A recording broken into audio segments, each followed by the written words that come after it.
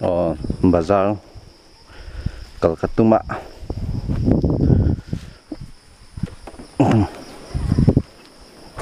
với nhẹ hen tuna hen đó rồi lại mình sống thùng bạc hạt anh to nè grandpa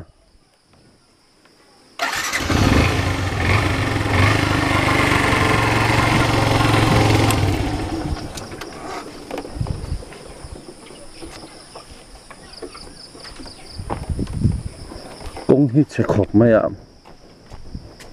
mà sẽ cẩn sáng cái anh là giống trong cái bị đông xuống rồi ạ đi hạt asat trong cái lang asat lợn trong cái lồng tía in khắp cái này sát xia in kêu sáng mà tay ạ chuan cái ta cả mình vậy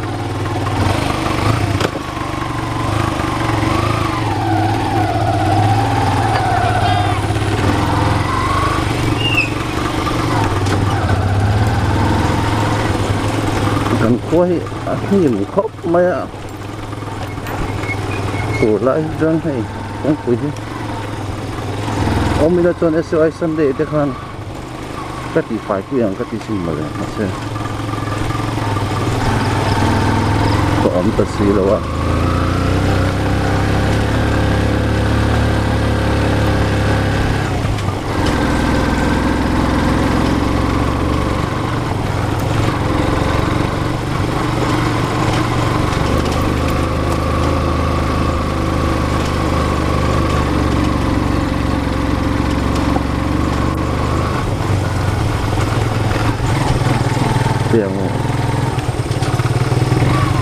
tiền công nào thì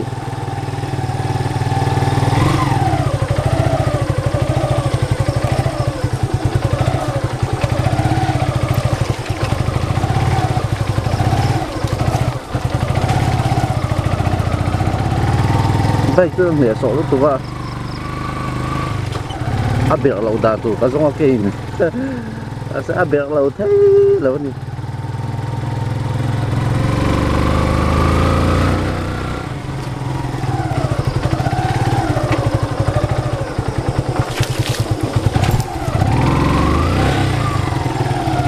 Puluh mày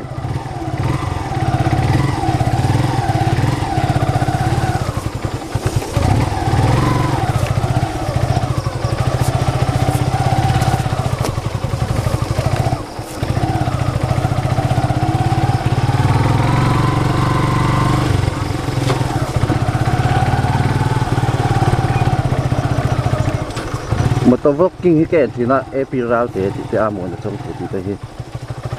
màนี่epi soi khác adikat ikop mày à adikat ipo ni lau adikat ni koi lai koi lampang basihan ni lampang ding pa ni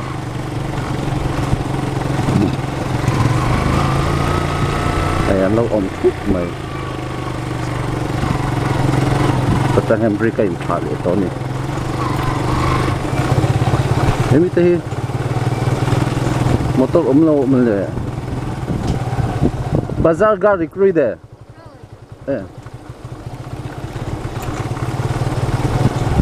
bazar motor lâu gì nào ôi oh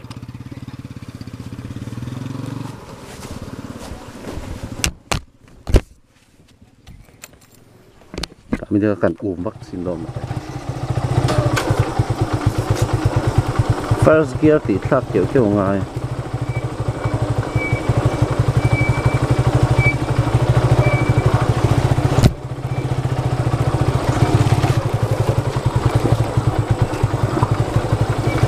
mà nè có họ chịu những cái mấy cái chịu gì á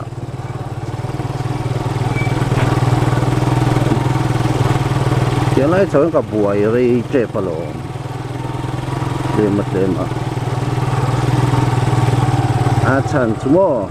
cần lâu endon đi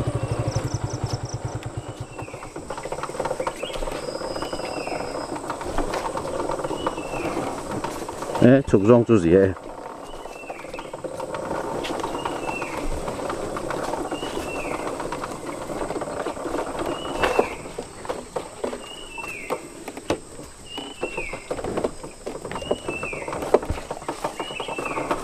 off-road dik tak ni tiền ra ni tu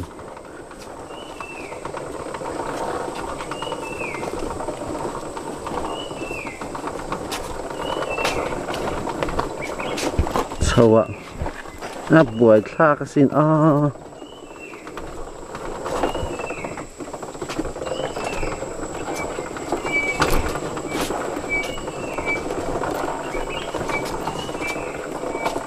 handbrake trong cái cột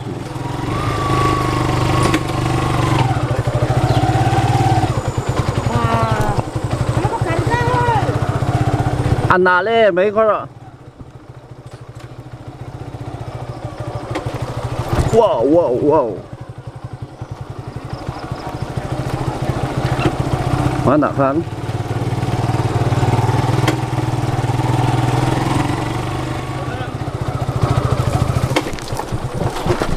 eo lũ nó là đi khó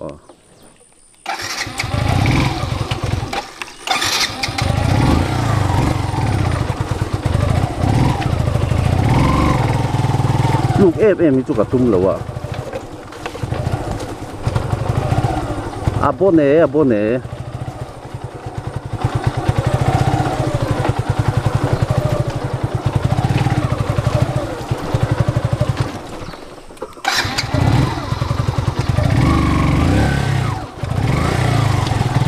cái in rập bậy lâu nghe mấy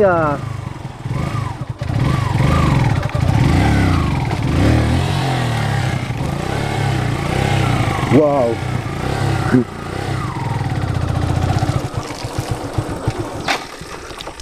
khải cái phải có cái bear effect cái nhìn thì phải lóc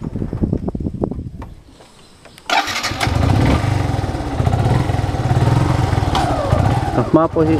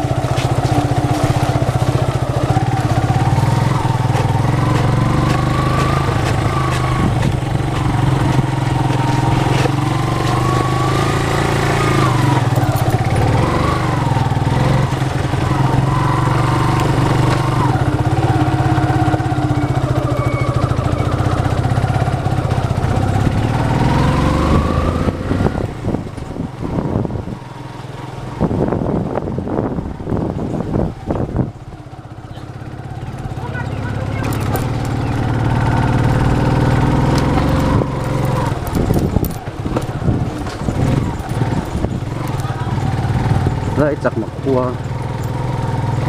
anh gì á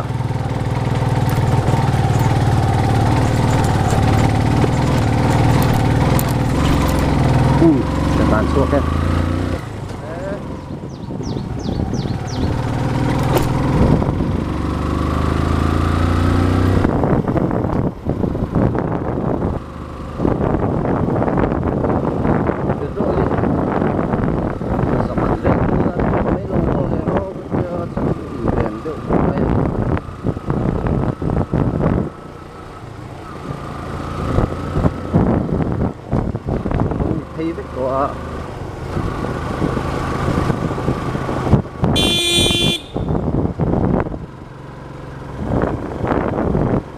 rằng là info bike xin April là thì với chỗ bây lâu chúng in ngay xía cái dục bazaar là motor po bal khop mai đi trên cả lắm bằng hơn cả vlog về à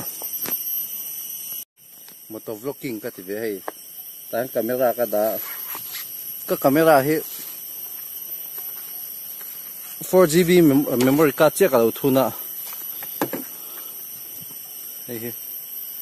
a full pa lu tu ka tin a battery hi alo ten hi 6000 anilo 623 mAh châu ania